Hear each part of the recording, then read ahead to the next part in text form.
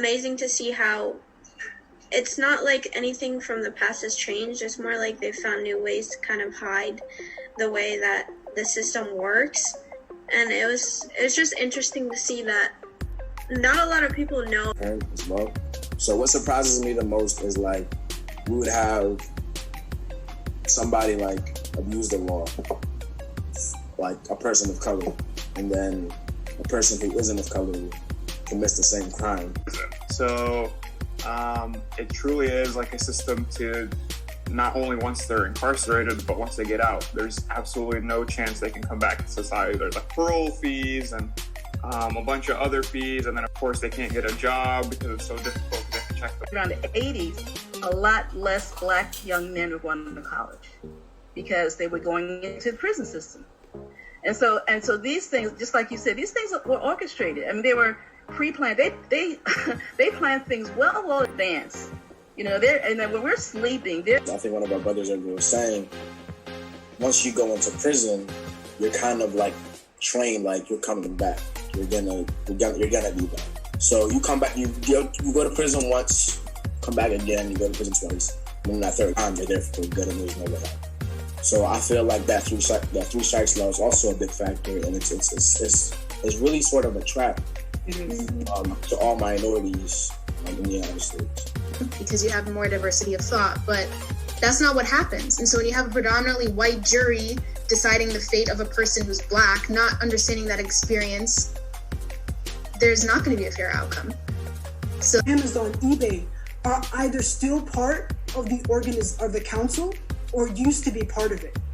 So for me, it was just very shocking because it's come to a point where it's almost unavoidable to feed into these things, because these are things that we use in our everyday life to make our lives easier, and just to know that they are manipulating us and using. When mass incarcerate their families, because if they have a spouse in prison, the wife and the kids, they don't have the provider to take care of them. So it's very devastating, you know, when someone from the family, especially the head of household, is incarcerated. That's one very important. You have to keep like a certain physical distance from anyone else who had like a felony, to like supposedly keep people with criminal records from interacting with each other and potentially getting back into crime.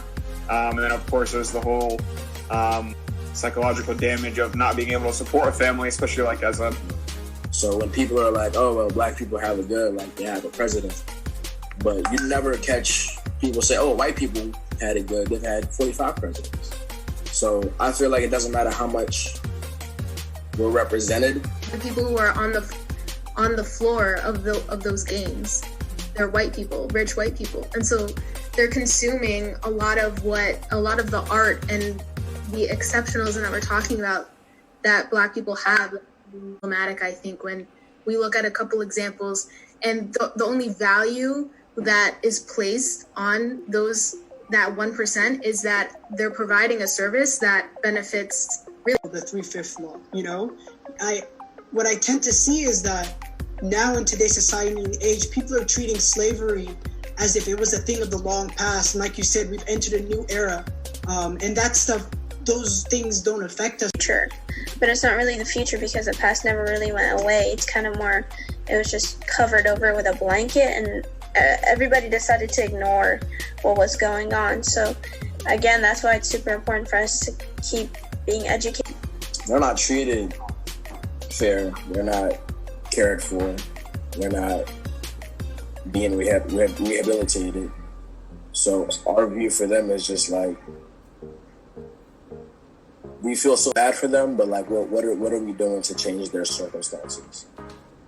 I for one, I just like, well, they come out, and the trouble they have when they leave, when they leave prison and try to actually rebuild their lives on the outside, as I'm sure you guys have already discussed. But really that demonization, I think all of us especially if you don't know anyone. I think it's different if you know someone on the inside. If someone you know, or someone in your family or a friend has been on the inside, you would view it differently because you're closer to the system. But popcorn session, like that works. I'm saying community service is probably one of the biggest things to help rebuild these communities where these Black and brown people come from. If you see somebody who, and I think somebody earlier mentioned that, community doesn't accept you after you go to jail or after you're an inmate.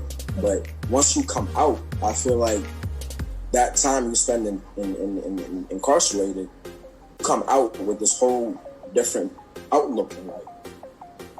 And I feel most people who feel as if like, okay, well, that they weren't treated fairly, now they're like gunning for that power. They're gunning for the police force. They're gunning for the district attorneys. They're like, income brackets is because when you have more money, more of your needs are met, and that's just facts. And so, putting resources into those communities to help them meet their needs will equal less crime. But like we talked about earlier in our discussion, I feel like I'm just at the beginning of trying to figure out, what can be done. I know a lot of people are working on it, but you're absolutely right. It's there's so many systems tied together, and behind it all, it's capitalism. Because have you heard of TIBA? Okay, it's located in the San Francisco Bay Area, and they work specifically with Muslims in prison, either people who were Muslim before they came there or accepted Islam while they were in prison.